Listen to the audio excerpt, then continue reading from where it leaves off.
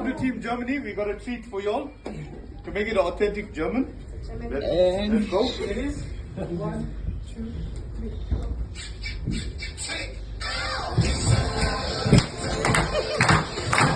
Stop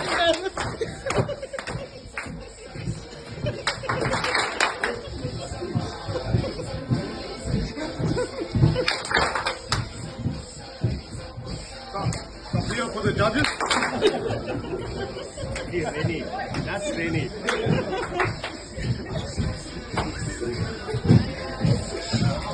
Non-alcoholic.